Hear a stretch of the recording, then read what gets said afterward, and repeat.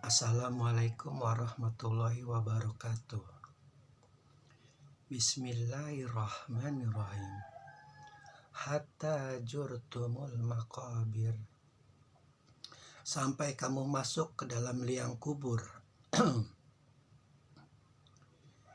Jadi sekali lagi, orang yang suka bermegah-megahan itu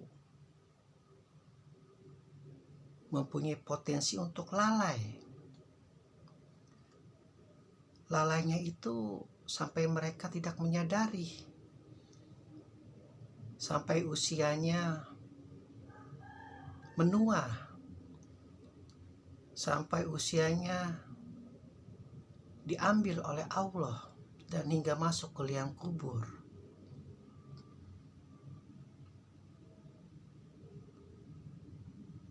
Hablum minallahnya lepas.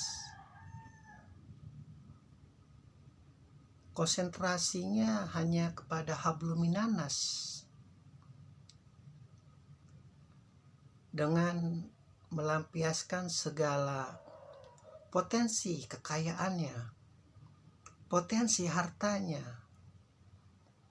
potensi kepemilikannya kepada hal-hal yang berbau materi, ingin bermegah-megahan,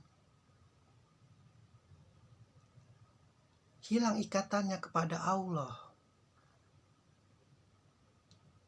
Surat At-Takasur adalah sama halnya dengan surat-surat yang menegaskan bahwa begitu murkanya Allah kepada mereka yang hilang ikatannya kepada Allah, konsentrasinya, penyembahannya.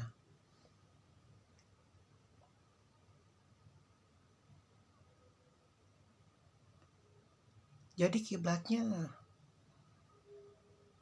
tidak ke Ka'bah, ke Tauhid Ibrahim, ke La ilaha illallah, Muhammad Rasulullah. Kiblatnya kepada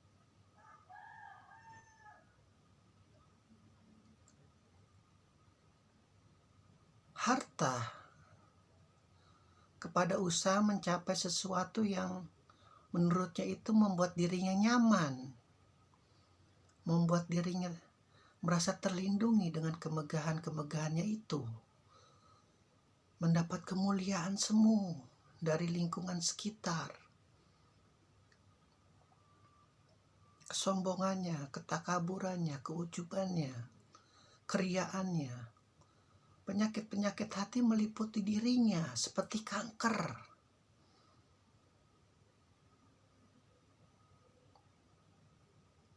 Sedikit sekali mereka yang selamat dari hal-hal yang berbau bermegah-megahan itu, selamat kepada tali Allah.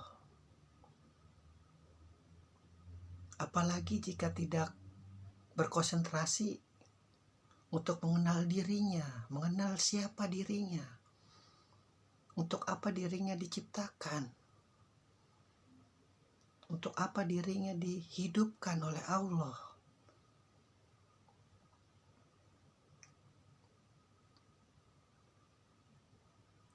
Ada semacam meremehkan dosa, meremehkan kesalahan, meremehkan maksiat. Ini godaan iblis laknatullah yang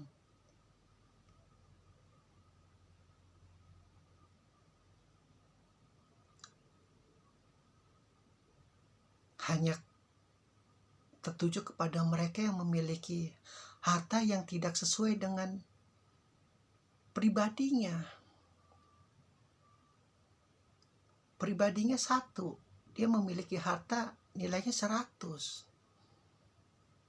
Jomplang.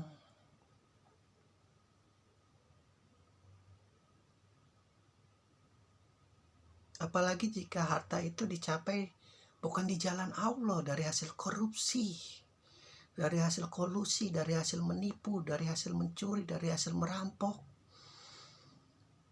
Gampang sekali iblis laknatullah itu memalingkan ikatan dirinya kepada Allah. Angan-angan bahwa hidupnya masih lama, masih panjang, terlalu terbuai dengan maksiat. Maksiat di sini bukan hanya berzina. Perzinahan itu hanya bagian dari maksiat.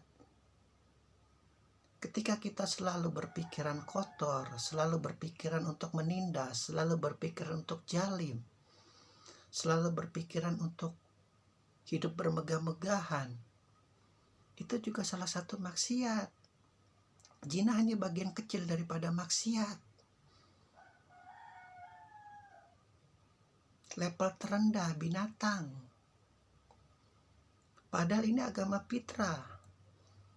Allah menyampaikan bahwa pernikahan itu suatu hal yang sangat dicintai oleh Allah. Tapi orang yang suka bermegah-megahan tidak mengindahkan hal itu. Pun kalau sudah memiliki istri, mungkin memiliki simpanan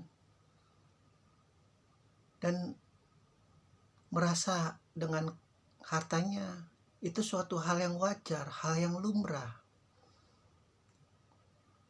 Ingin menikah tanpa persetujuan istri pertama. Karena wanita juga suatu hal yang bisa dibilang kalau tidak sesuai dengan ajaran Rasulullah, itu juga suatu hal yang bermegah-megahan.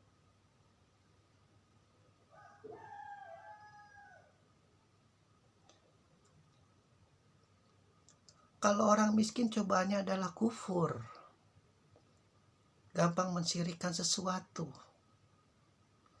Kalau orang kaya itu godaannya, hartanya itu seolah-olah dia bingung digunakan untuk apa. Akhirnya mengikuti hawa nafsunya.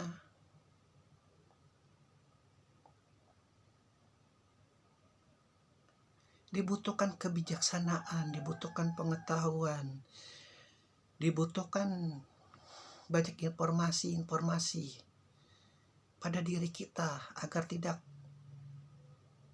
terjadi kekufuran bagi mereka yang miskin dan kenikmatan-kenikmatan semu dalam bentuk hal-hal benda duniawi bermegah-megahan bagi orang kaya. Sekali lagi, hablum minallahnya jangan pernah dilepas, karena sama kejamnya juga cobaannya. Ketika kita merasa hubungan kita selalu senantiasa terjaga kepada Allah melalui sholat minimal, itu insya Allah ada bisikan-bisikan malaikat di dalam hati, di dalam akal kita, di dalam hawa nafsu kita, bahwa itu tidak baik.